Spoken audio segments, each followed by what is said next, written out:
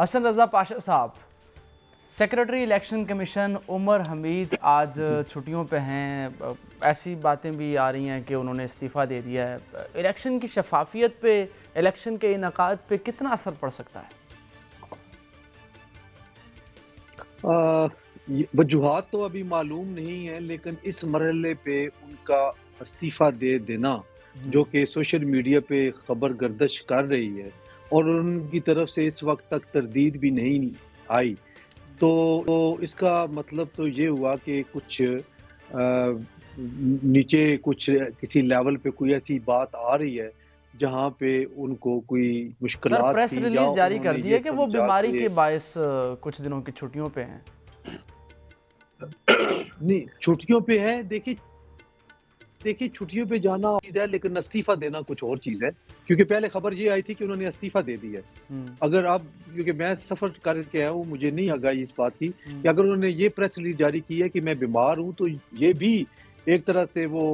یہ election election سے commission نے سر یا جاری اس کیا پریس ریلیز. الیکشن میں پارٹیسپیٹ نہ کریں. اچھا، thank you very much for information. Election commission نے اگر پریس ریلیز جاری کی ہے تو یقیناً انہوں نے پھر استعفے والی بات کو انڈو کرنے کے لیے یا اس کا تاثر نیگیٹو جو بھی پڑا ہے اس کو زائل بالکل کرنے ایسے. کے لیے انہوں نے کی ہے. بہتر تو یہی تھا کہ سیکرٹری کمیشن خود کوئی پریس ریلیز جاری کرتے، اپنی سٹیٹمنٹ دیتے، ٹویٹر کر دیتے کہ جی کہ اس وجہ سے میں نے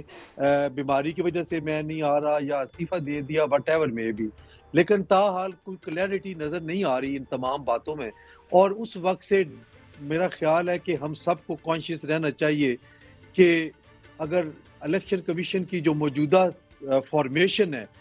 وہ اس میں اگر کوئی کمی ہو گئی، ڈیفارم ہو گیا، تو پھر کیا ہوگا. یہ ایک بہت بڑا کوسچن نظر آ رہا ہے مجھے، اور میں فورسی کر رہا ہوں کہ شاید الیکشن کمیشن میں بھی کوئی ایسی صورتحال ہو کہ کچھ ممبرز مستعفی ہو جائے، تو پھر کیا سر ہوگا. بالفرض اگر کچھ ممبرز جس طرح آپ نے کہا مستعفی ہو سکتے ہیں، آپ کو نظر آ رہا ہے ایسا ہو سکتا ہے، تو پھر 8 فروری کے انتخابات نہیں ہوں گے؟ جی یقیناً، جب الیکشن کمیشن کی فارمیشن ہی مکمل نہیں ہے تو، کیونکہ اگر چیف الیکشن کمشنر مستعفی ہوتے ہیں تو پھر آرٹیکل 217 میں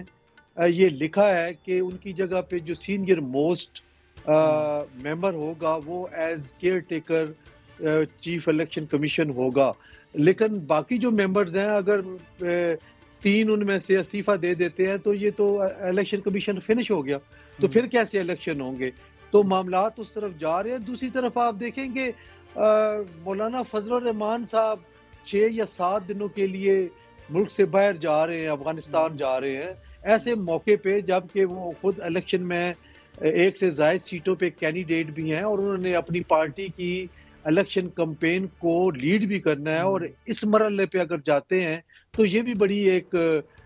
سیریس نظر آ رہی ہے. اس کی بھی کانسیکوینسز آپ سوچ لیں. اٹ مینس کہ ان کو یہ یقین ہو چلا ہے کہ الیکشن نہیں ہو رہے، کیونکہ امپورٹنس ان کے یہاں رہنے کی اس لیے ضروری ہے کہ وہ ایک الیکشن ہار چکے ہیں. دونوں سیٹس کو پچھلے الیکشن میں وہ ہار چکے ہیں، اور اب ان کے لیے ریوائیول کے لیے ایک چانس ہے کہ 2 سیٹوں پہ اگر وہ الیکشن لڑے ہیں تو کم از کم 1 سیٹ تو وہ ضرور جیتے. اور اس کے لیے ان کو یقیناً تگدو اپنے لیے بھی اور اپنے candidates all across the country جو انہوں نے کھڑے کی ہیں ان کے لیے بھی کرنی پڑے گی. اور اس نازک مرحلے پہ 6 یا 7 دنوں کے لیے ایک پارٹی لیڈر کا باہر چلے جانا اس چیز کی غمازی کرتا ہے کہ شاید ان کو یہ یقین ہو چلا ہے یا کسی نے یقین دلا دیا ہے کہ الیکشن 8 فروری کو نہیں ہو رہے. سر ان کو دعوت آئی تھی، ان کا چند دن پہلے بیان آیا کہ ان کو دورے کی دعوت دی گئی ہے، تو وہ اس لیے گئے وہاں. جی دورے کی دعوت یقیناً آتی ہے، اور کئی دعوتیں آپ کو بھی آتی ہوگی کہیں جانے کی، اور کسی اور دیگر ضروری کام کی وجہ سے آپ معذرت بھی کر لیتے ہیں کہ سوری میں آپ کی دعوت پہ نہیں پہنچ سکتا کیونکہ میں اپنا ایک پروگرام ہے وہ کرنا ہے میں نے. تو یہ بھی تو اپنی جگہ پہ ہے نا، صحیح. ساری دعوتیں اٹینڈ تو نہیں ہو سکتی. حسن رضا پاشا صاحب، آپ ایڈ کرنا چاہیں گے کچھ؟ جی بالکل، میں یہ ضرور کہنا چاہتے ہیں، جتنے بھی ورلڈ کلاس لیڈرز پوئٹ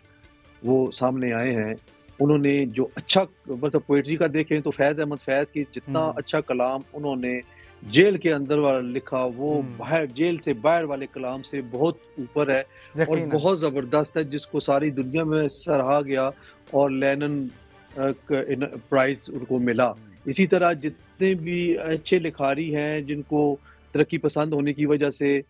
یا مارکسسٹ تھے، ان کو جیلوں میں ڈالا گیا اور ان کی جو تحریریں تھی وہ اس وقت تک اسی انداز میں پڑھی جا رہی ہیں جب اس دور میں جب کہ پڑھی جاتی تھی۔ تو یہ کوئی قدغن نہیں ہونی چاہیے، اور بالکل یہ درست کہا انہوں نے کہ ہمارے جو انفارمیشن منسٹر ہیں ان کو کم از کم ایسا لیٹر نہیں لکھنا چاہیے۔ اگر آپ کے اپنے لوپ ہولز ہیں اور آپ کے اپنے لیکیج آپ کے اتنے اسٹرکٹ اس ماحول میں بھی ممکن ہو سکی ہے کہ ایک کالم باہر چلا گیا، تو اب اپنا خود دیکھیں کہ وہ کیسے گیا۔ پہلے ہی آپ نے ان بیچاروں پہ اتنی سختی کی ہوئی ہے اور مزید آپ بڑھا دیں گے۔ میں نہیں سمجھتا کہ یہ جو فریڈم ایکسپریشن ہے، ان کے نام لینے پہ پابندی ہے، ان کا نام نہیں لیا جا سکتا،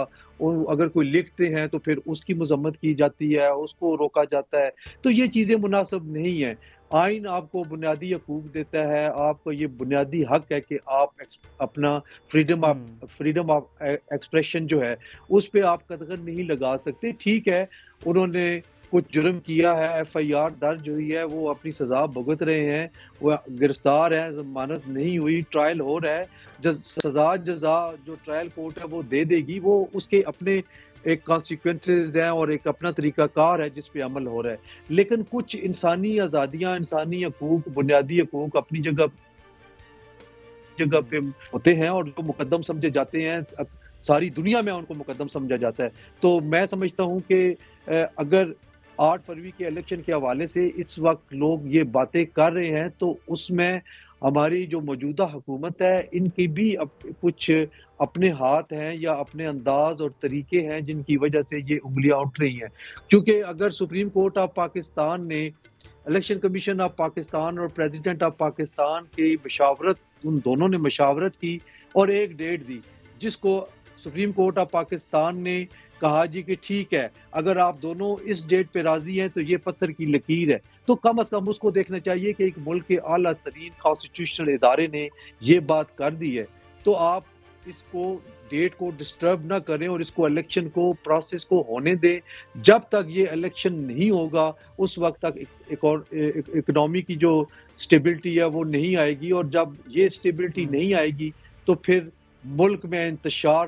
پھیلنے کا حسن رضا پاشا صاحب، قطع کلامی کی معذرت، آپ پاکستان بار کاؤنسل کو ریپرزینٹ کرتے ہیں، لیکن جب پنجاب اور کے پی میں 90 دنوں کے اندر انتخابات کی بات ہو رہی تھی، آپ کا موقف یہ تھا، پاکستان بار کاؤنسل کا موقف یہ تھا کہ 90 دنوں میں اگر انتخابات نہ بھی ہوئے تو اس میں کوئی قباحت نہیں ہے، پورے ملک میں ایک ساتھ انتخابات ہونے چاہیے۔ تو اگر تب آپ 90 دنوں میں الیکشن ہونے کو حمایت، جی آپ نے بڑا اچھا سوال کیا، میں ویٹ کر رہا تھا کہ کوئی اینکر اب یہ سوال کرے، تو تھینکس ٹو یو کہ آپ نے کیا ہے۔ اس کی بھی بالکل ایک ریزن ہے اور اس کی آئینی اور قانونی ریزن ہے۔ دیکھیں، ایک معاملہ لاہور ہائی کورٹ میں پینڈنگ تھا اور اس میں پی ٹی آئی نے